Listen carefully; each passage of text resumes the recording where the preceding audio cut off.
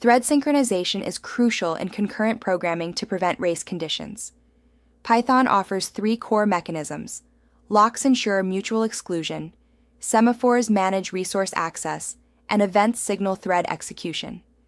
These tools coordinate threads, ensuring safe access to shared resources, maintaining data integrity, and enhancing application performance.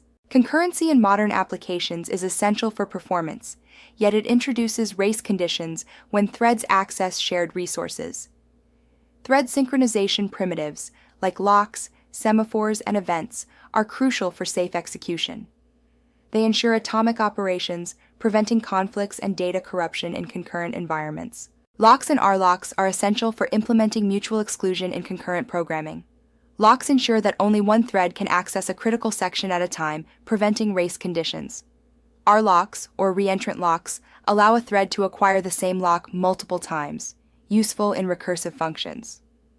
Proper use of these tools is crucial for thread safety. In a bank account scenario, two threads depositing simultaneously can cause race conditions.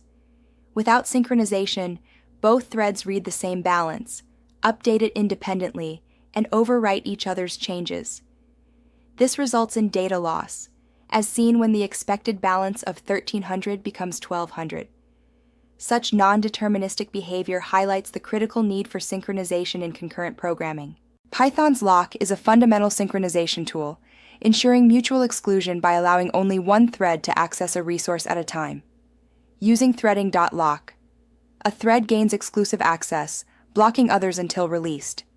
This non-reentrant mutex prevents reacquisition by the same thread without release, safeguarding critical sections from race conditions. Implementing locks in Python can be done using the threading.lock class.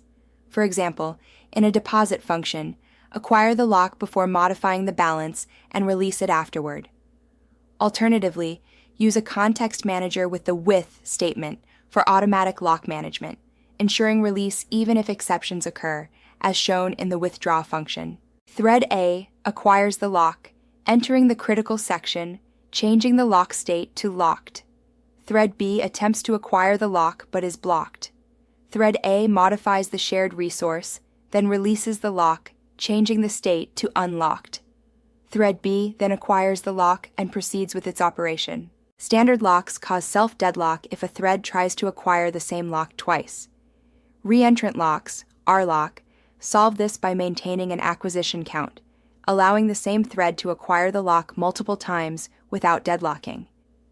This is crucial for recursive functions or complex call chains where the same lock is needed repeatedly. Use a lock for simple mutual exclusion without recursive calls, prioritizing performance and preventing accidental reentrants. Opt for an RLock when methods call other synchronized methods, recursive algorithms need synchronization, or complex call chains require the same lock. RLocks offer flexibility, but add overhead for tracking ownership and acquisition count. Semaphores extend binary locks by managing a counter for available resources. Initialized with count n, they permit up to n threads to access simultaneously. Visualize a semaphore as a parking lot. Each entering car reduces available spaces. When full, cars wait until a space frees up. Python's threading. Semaphore, n, manages this with acquire and release methods. In Python, semaphores manage concurrent access to resources. Here, threading. Semaphore 3 allows 3 simultaneous database connections. Each thread waits for a slot, acquires it, executes a query, and releases it. This pattern efficiently controls resource access, ensuring no more than 3 connections at a time, ideal for managing connection pools or application programming interface rate limits. Locks and semaphores serve distinct purposes in threading.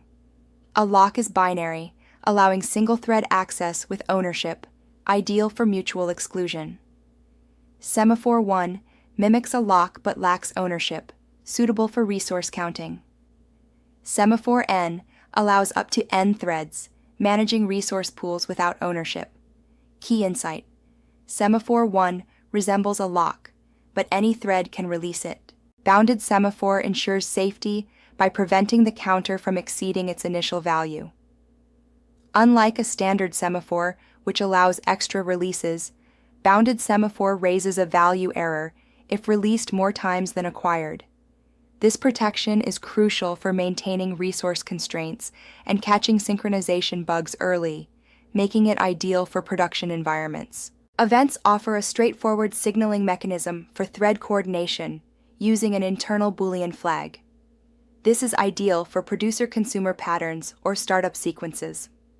Unlike locks and semaphores, events communicate state changes.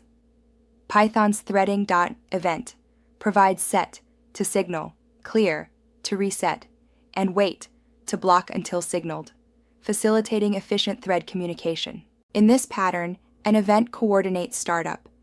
The initialization task sets the event after completing, signaling workers to proceed.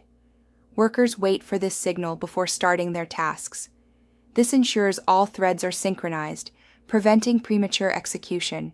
The event's set method is crucial for signaling readiness, while wait ensures workers block until initialization completes. Events allow multiple threads to proceed simultaneously, unlike locks, which provide exclusive access.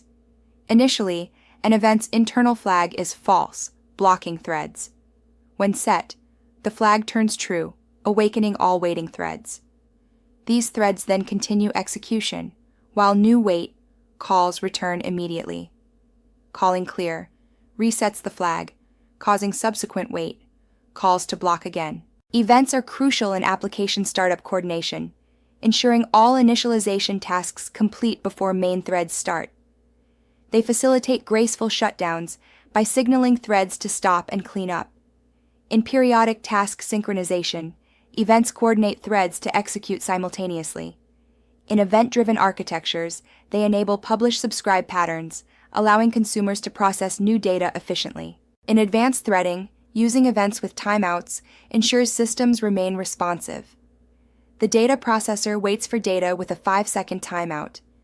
If data isn't received, it defaults, preventing indefinite blocking. Meanwhile, slow data producer simulates a delay, setting the event after 7 seconds. This approach balances waiting and responsiveness, crucial for efficient application performance. Deadlock occurs when threads are blocked indefinitely, each waiting for a resource held by another, creating a circular dependency. A classic scenario involves 2 threads and 2 locks, where each thread holds one lock and waits for the other, causing a standstill. These rare, hard-to-reproduce issues can halt applications in production environments. Consider this Python code. Thread 1 acquires lock A, then waits for lock B, while thread 2 acquires lock B and waits for lock A. This results in a deadlock, as both threads are indefinitely blocked, unable to proceed. Such scenarios highlight the critical need for effective deadlock prevention strategies in multi-threaded applications. Preventing deadlocks involves several strategies. Lock ordering ensures a consistent global order, preventing deadlocks by acquiring lock A before lock B. Timeout mechanisms, using acquire timeout XX, avoid indefinite blocking by releasing held locks if acquisition fails. Minimize lock scope by holding locks briefly, and establish lock hierarchies where higher-level locks precede lower-level ones. Lock contention impacts performance through context switching, cache coherency, and reduced parallelism. Optimize by employing fine-grained locking, lock-free algorithms, and read-write locks.